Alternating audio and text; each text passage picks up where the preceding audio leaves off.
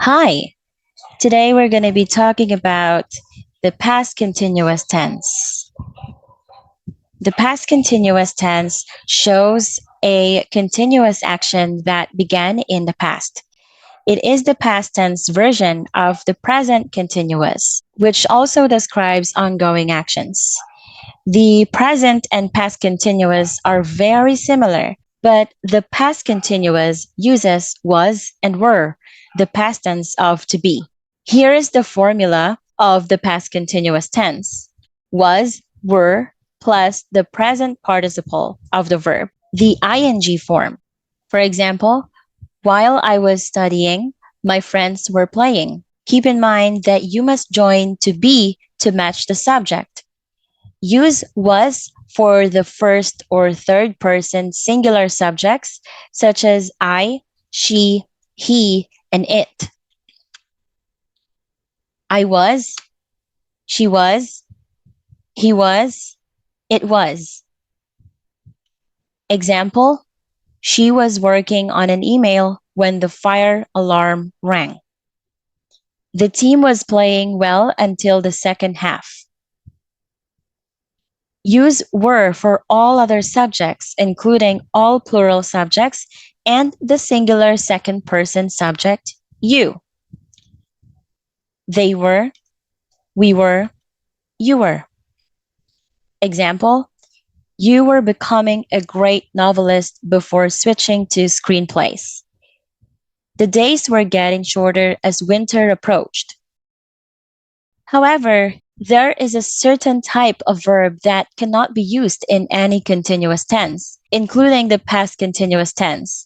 These are called stative verbs, also known as state of being verbs or non continuous verbs. Some of the most common examples of stative verbs are know, involve, seem, need, like, understand, dislike, want, prefer, realize, hate, believe, love. Stative verbs are less like actions and more like states or feelings. They describe continual states of mind, such as opinions, needs, or awareness. For example, this is an incorrect sentence.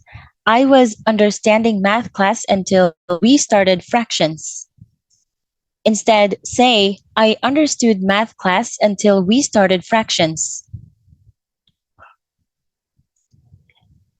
Now, here are the 5 uses of the past continuous tense. Number 1, an action in the past that gets interrupted.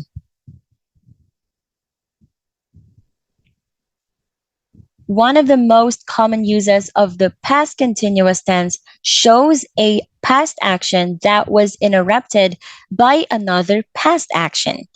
These are often complex sentences featuring subordinating conjunctions such as when, while, before, after, until, or whenever. Put the action that was interrupted in the past continuous tense and the action that interrupts it in the simple past. Examples: Marta was leaving her apartment when she heard the thunderstorm. My parents arrived while I was shopping. Number 2, ongoing actions at a specified time. When you mention an exact time in the past, use the past continuous tense. If the action started before that time and continued afterward. If the action begins at the time mentioned, use the simple past tense instead. Examples: At midnight, everyone at the party was still having fun. By the age of 9, I was training to be a ninja. Habitual actions in the past. Use the past continuous tense to talk about an action that used to be done frequently in the past, but is not done in the present. This form is usually used with adverbs and adverb phrases, specifically ones that suggest the action was done a lot, like all the time, forever, always, constantly, continuously, continually, perpetually, and the entire time. You can also use the main adverbs of frequency, such as rarely, seldom, sometimes, occasionally, often, frequently, and usually. Examples: as a baby, my brother was always making a mess. During my first year of college, I was making spelling mistakes all the time. Number four, emphasizing how long a past action took. You can also use the past continuous tense to emphasize how long an action took and highlight just how much time was spent doing it. This form usually uses adverb phrases that explain the length of time. For example, all morning, all day, all week, for hours, the whole time. Examples: she was gardening all morning and missed the delivery. I was trying to complete the final level for hours. And the last use is setting the background for a story. So, when telling a story or writing one, you can use the past continuous tense to set the scene or describe exactly what was happening at the beginning of your story.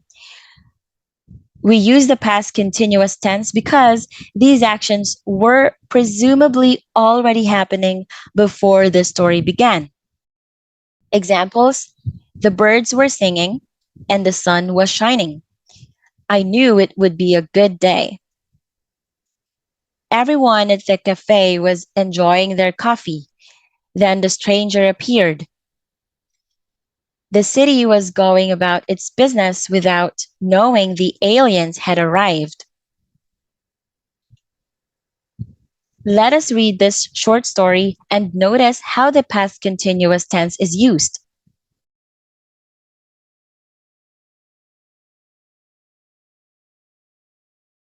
Emily was sitting in her favorite armchair, reading a book, when her phone rang.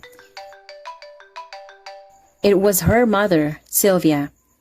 "Emily," said her mother, "I was doing my hair at the salon this morning when I met the most wonderful guy. We agreed for you two to have a date tonight." "What?" said Emily. She was starting to get worried. She hated blind dates. "He was charming. We were sitting and chatting together for over an hour. You must meet. And you must wear my lucky gold earrings. He will pick you up at 8. You do not have to thank me." Emily recalled her mother's earrings. They were terrible. The only time Emily wore them was at her cousin's wedding the weekend before, and everyone was staring at her the entire night. Emily was trying to tell her mother no when Sylvia hung up the phone. "Mom, are you listening to me?" At 8 o'clock, Emily was still reading her book, hoping to forget about her blind date, when her doorbell rang. As she quickly put on some nice shoes, a jacket, and those silly earrings, Emily was thinking about how much she wanted to stay at home. She was not feeling very romantic. John, her date, was already talking about his business success when they arrived at the restaurant. When the salad came, he was telling her about his world travels.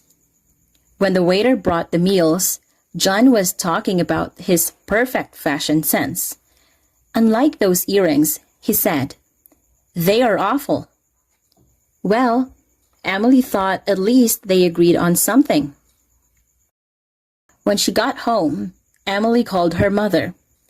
While she was telling her about all the silly, self-centered things John said, Sylvia reassured her. "He was just trying to impress you," she said. "Well, on top of everything, he did not like your gold earrings." "My gold earrings?" shouted Sylvia. "Now listen to me. I was trying to tell you this whole time that this guy is obviously not for you."